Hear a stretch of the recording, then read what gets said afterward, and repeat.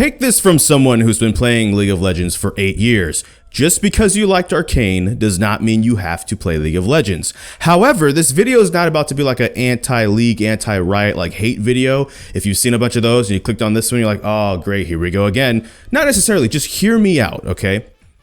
Riot has begun doing this thing where you can actually enjoy the characters of League of Legends without actually having to play League of Legends. There's even a comic series, a collaboration they've been doing with Marvel for a while, where there's League of Legends comic books actually out in existence and circulation, if you want to look those up, right? About like Zed and Ionia and stuff like that, and Jhin and other characters like that. Arcane now gives us a cooler look at Piltover and Zaun, some reimagining of a couple of things, but also some solidifying of other things that we kind of already knew for the better part of those 8 years, right? We kind of knew some of your secrets, and we knew why when people would make certain tweets, they get deleted even though we knew they were true and Arcane confirmed them.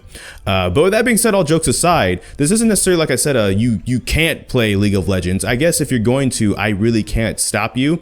What I'm saying is if you feel like that's the only way you can enjoy these characters, pump the brakes, because Riot is putting out other games. They've already put out other games like Legends of Runeterra and stuff like that, and Ruined King, a League of Legends, I keep saying that every time. A League of Legends story. I'm just not going to edit that out. I'm just going to keep it in the video. What's good?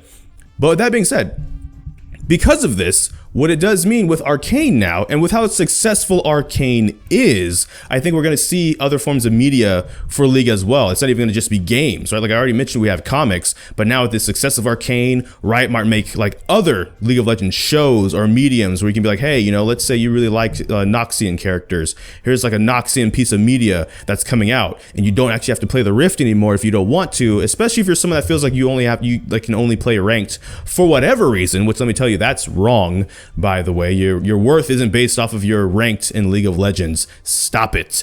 But that said, right, Arcane's really cool, and I'm happy it's getting to season 2, and it gave us a way of being like, hey, cool, we get to explore this, we get to see other things, we get to see other these characters without playing through League of Legends, which doesn't have a story mode anyway, so it wasn't like there was some sort of linear progression to do that as it is. But also, again, you kind of just don't have to play the game just because Arcane was good. Because I know, like, it's not a 1-1 analogy, but I imagine back when, like, the first season of The Mandalorian came out, and that ended up being really, really good. Some people were like, cool, what's, like, the coolest Star Wars game out right now that I can play? Oh, EA's Battlefront 2, and then, you know, people have issue with that as well. It's kind of the same boat where it's like, just because that's there doesn't mean you have to go and grab it. If you're someone that just wants to immerse yourself in the universe that is League of Legends, then hold on. There's some other stuff already out there. I mentioned Ruined King because that's a solo player game, by the way. Ruined King, a League of Legends story, tongue twisters, is a solo player League of Legends story experience that has like Yasuo, Ahri, Braum,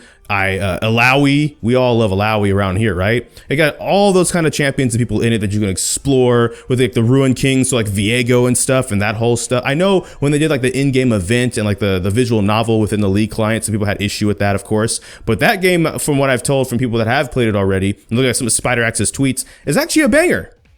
It's actually pretty good. At least it's pretty decent. And it's actually pretty lengthy too. So it's not like you sit down in 2 hours and you're done with it and you're like, oh, that kind of sucked, I wanted more. Apparently it's a lot. In 5 hours, you only are through like 15% of the story.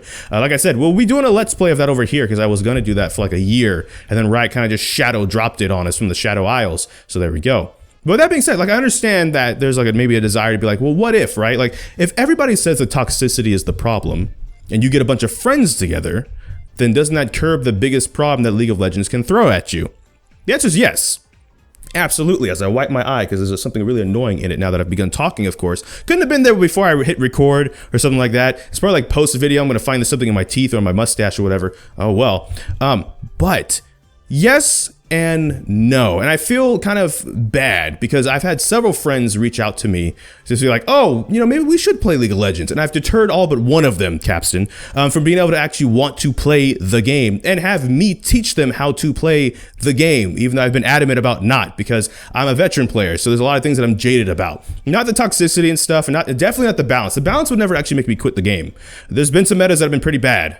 8.11 as an ADC player, as a Jinx player, yes, but it's the toxicity. And funny enough, Riot's done this thing right now where in some regions they turned off all chat, which is not where the toxicity really comes from in my experience. It's team chat, but whatever. That being said, okay, I feel a little bit hypocritical, I will admit, because when I first started playing League of Legends in 2014, there was like what I call the honeymoon phase where it could do no wrong because I didn't know nothing. I didn't know what was bad. I didn't know what champions sucked to play against. I didn't know what builds to do. And I didn't really experience that much toxicity that was anything other from what other games I'd already experienced online anyways. So that kind of just kind of rolled off for me a bit too. So now I have friends that are like, well, okay, let's play. I kind of want to play. Let's just play it, and then we can play as a group, and then we can curb that. And I feel hypocritical because back then I had friends. I talked about this already, but my old squad that I used to play League of Legends with, there was a good like 20 of us. So there was always a way to fill up with 5 or even just do in-house games and just completely have fun with League of Legends. Now, it's not everyone's type of game, but I know toxicity curbs people more than anything else. But what I guess I'm saying is if you are going to do it, if you're determined to do it, if you're determined to continue reminding me that on December 1st, I'm apparently teaching you how to play this game, then that's the way you want to go. A. B, you don't have to jump into PvP. There is a new tutorial that's a lot better than the old tutorial, which used to tell you to build 6 armor items on Ashe, who's not a tank, so that's really useless.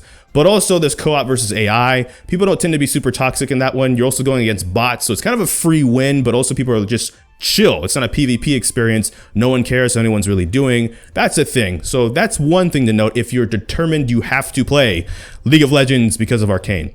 A. B. If you can get friends to play it with you, do it.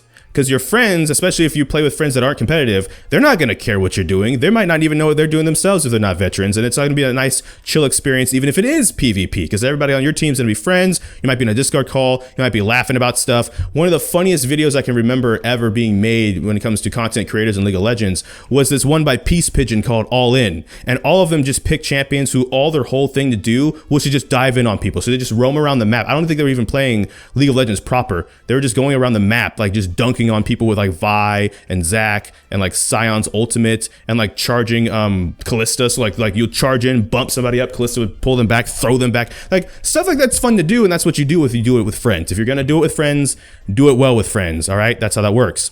But if that's going to be the case, those are some ways to circumvent, to do an in-house game, right? You go custom game, and you can even just put in 9 bots in you, and then it's just you and 9 bots. 4 on your team, 5 on the enemy team, and then you'll have to deal with nobody, not even friends if you don't have them that want to play it with you.